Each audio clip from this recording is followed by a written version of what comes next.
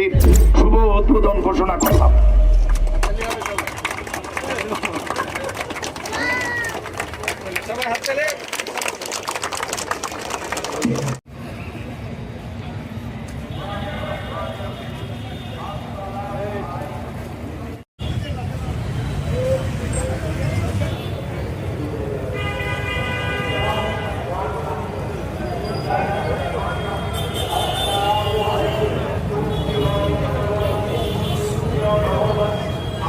নিজে সুরক্ষিত থাকুন এবং অপরকে সুরক্ষিত রাখতে উৎসাহিত করুন। নিজে সুরক্ষিত থাকুন, অপরকে সুরক্ষিত রাখতে উৎসাহিত করুন। নিষ্ঠতা করুন, খাদ্য গ্রহণ করুন। সকল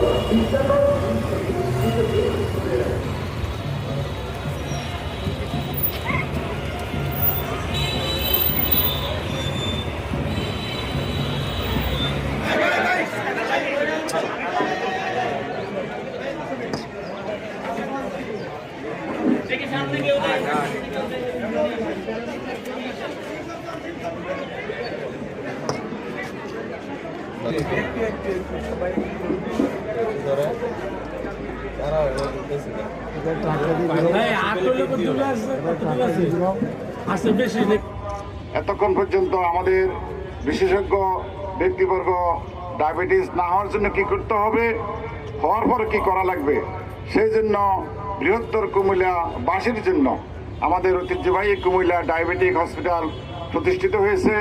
ইতিমধ্যে বর্তমান ব্যবস্থাপনা কমিটি সকল ক্ষেত্রে এই ডায়াবেটিসের ব্যাপারে চিকিৎসা করার জন্য, পরামর্শ দেওয়ার জন্য সকল উদ্যোগ গ্রহণ করেছে। বাংলাদেশ ডায়াবেটিক সমিতি প্রতিষ্ঠা করেছিলেন মরহুম ইব্রাহিম সাহেব।